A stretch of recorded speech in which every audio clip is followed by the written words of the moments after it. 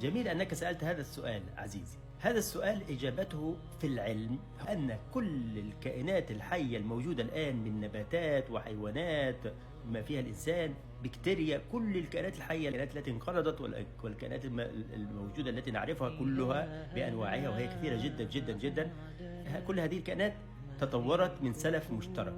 هذا السلف المشترك كان عبارة عن خلية بسيطة قبل مليارات السنين كانت موجودة على هذه الأرض. هذه الخلية بدورها أيضا تشكلت بفضل عوامل كثيرة جدا، لكن في النهاية كل هذه الكائنات الحية الموجودة لها سلف مشترك، ونحن هنا بفضل التطور. ليس هناك أب للبشرية اسمه آدم وأم اسمها حواء. هذه خرافة قديمة موجودة في العهد القديم ونقلها منه القرآن وغيره من الأديان التي آمنت بهذه الخرافة. السلام عليكم ورحمة الله وبركاته. كمية كذب في هذا الفيديو عجيبة، والله عجيبة.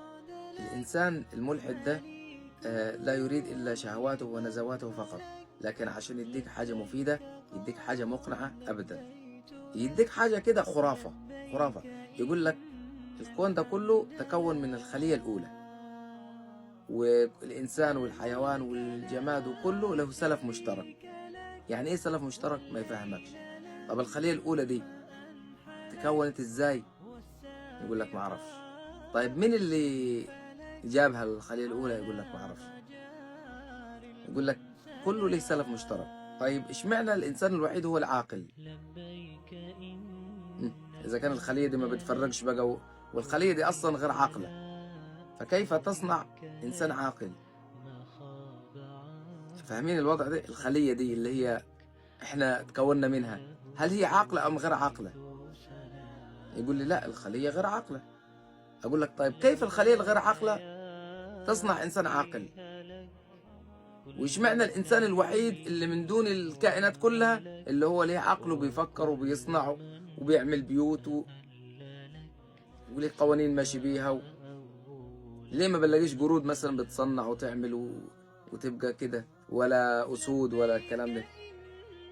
لأنه المكلف هو الإنسان. ده دليل على أن التكليف للإنسان من قبل الله سبحانه وتعالى. قال سبحانه وتعالى: بسم الله الرحمن الرحيم: وإذ قال ربك للملائكة إني جاعل في الأرض خليفة. خليفة اللي هو آدم عليه السلام. لذلك الإنسان احنا أولاد آدم بتكليف من الله سبحانه وتعالى. الإنسان يعرف الخير والشر والصواب والخطأ والأخلاق، لكن الحيوانات دي ما عندهاش لا خير ولا شر ولا أخلاق ولا أي شيء. هو الإنسان الوحيد المكلف. أحمد حرقان لو جيت قلت له القلم ده تكون وحده كده يقول لك أنت مجنون.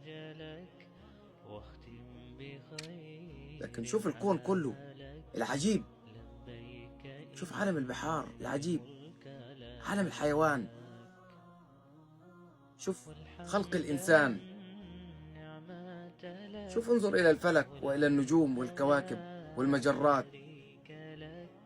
ألا يدل هذا على الخالق سبحانه وتعالى اللطيف الخبير سبحانه وتعالى؟ تعالى الله عما يقولون علوا كبيرا. الملحد يتبع بس الشيطان، يتبع شيطانه ونزواته وأهواءه. لكن عشان يفيدك بحاجة معلومة قيمة، طيب عايز توصلنا لفين؟ ماشي، بتدعونا إلى الإلحاد، بعد كده هنروح فين؟ بعد كده إيه اللي هتوصلون؟ إيه الفايدة اللي عايز توصلها لنا من خلال الإلحاد؟ يلا قول. بعد ما نبقى ملحدين كلنا هنعمل إيه؟